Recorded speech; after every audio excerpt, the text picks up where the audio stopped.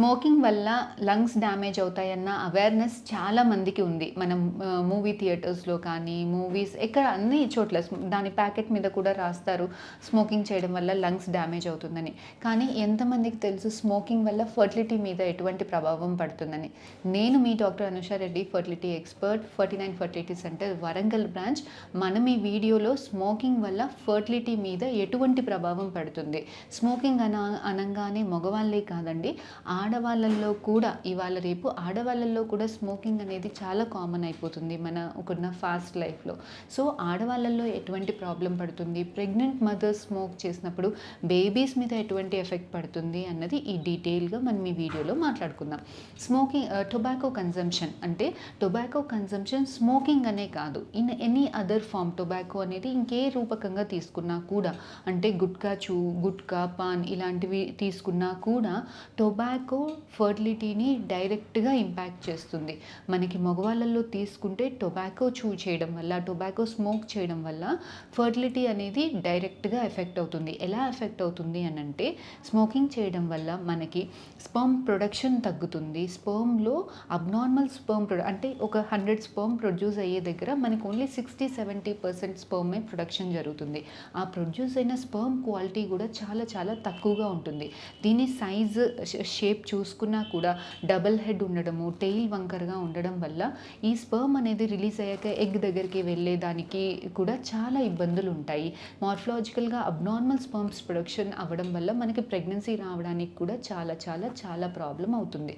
So ఇదే కాకుండా smoking చేసినప్పుడు మన బ్రెయిన్ నుంచి ఏవైతే హార్మోన్స్ రిలీజ్ అవ్వాలో స్పర్మ్ ప్రొడక్షన్ నార్మల్గా ఉండేదానికి, అలాంటి హార్మోన్స్ ప్రొడ్యూస్ అయ్యే ఛాన్సెస్ కూడా చాలా తక్కువ అయిపోతుంది.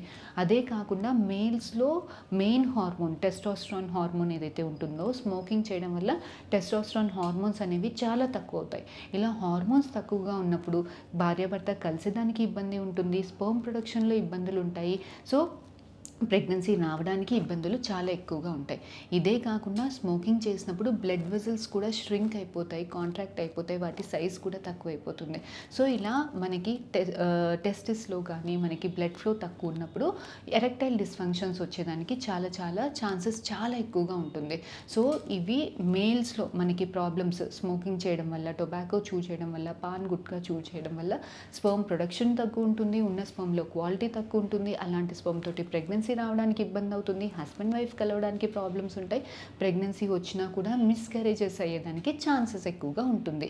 ఇది మగవాళ్ళల్లో. మరి ఆడవాళ్ళల్లో ఎలా ఎఫెక్ట్ అవుతుంది?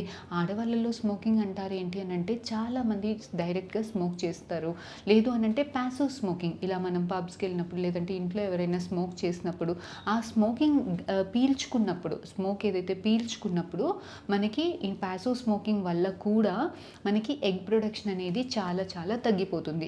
ఓవేరియన్ ఏజింగ్ అనేది ఉంటుంది. ఈ ఓవేరియన్ ఏజింగ్ అంటే ఏంటి అని అంటే, మీకు వయసు 24 ఇయర్స్ అయినప్పటికీ మీ ఎగ్ ఏజ్ అనేది 34 ఇయర్స్ అమ్మాయికి ఎలా అయితే ఎగ్స్ ఉంటాయో అలాంటి ఎగ్స్ మనకి 24 ఇయర్స్ అమ్మాయిలలో చూసేదానికి ఉంటుందన్నమాట.